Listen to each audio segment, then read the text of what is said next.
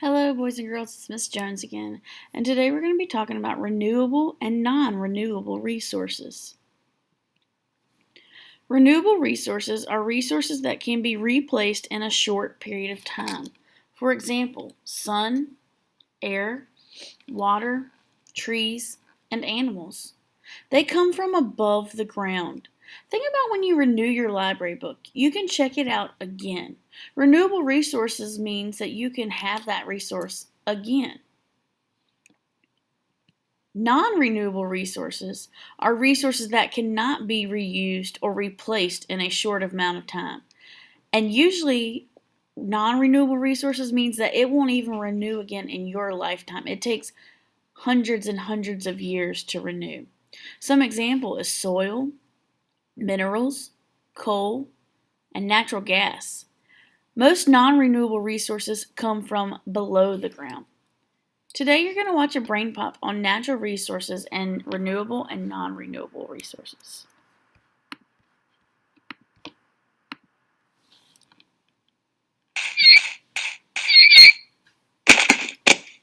Phew! It took me all day to move that topsoil.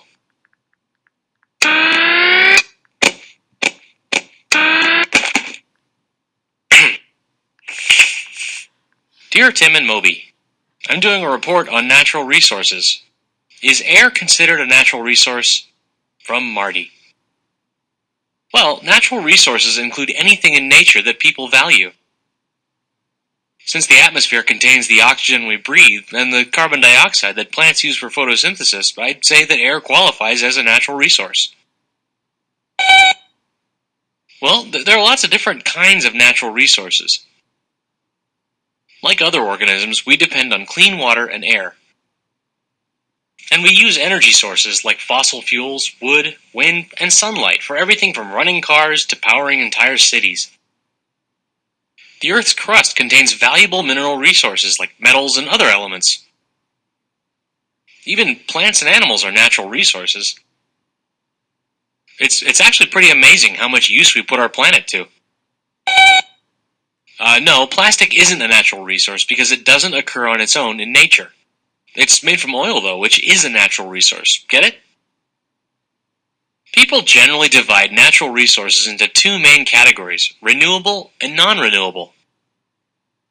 Renewable resources include any natural resource that can replenish itself or that has a seemingly unlimited supply.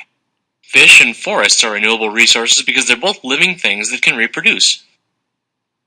The sun is considered a renewable source of energy because it's probably going to last into the distant future.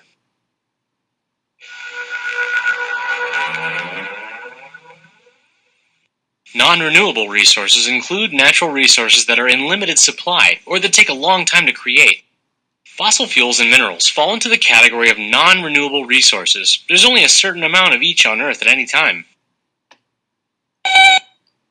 No, just because a resource is renewable doesn't mean it can never run out. A forest can be chopped down much faster than it can regrow. And even though soil is produced naturally over time, soil erosion is a big problem for a lot of countries. Right, that's why it's important for people to take good care of our natural resources. It's easy to take renewable resources like air and water for granted, but pollution can quickly make our environment almost unlivable. That's why there's so much research going into renewable energy sources like wind, hydroelectricity, and solar power. They make more sense than fossil fuels because they'll never run out, and they don't pollute as much. Well, that's the idea behind conservation. Everyone can do their part to conserve or save our natural resources. At home, you can recycle all paper, plastic, and aluminum products. Easing up on the use of air conditioning and heating just a little bit saves money and fuel. And you can save a lot of water just by turning off the faucet while you brush your teeth. This soil? I'm building a Norse burial mound for my action figures. Want to help?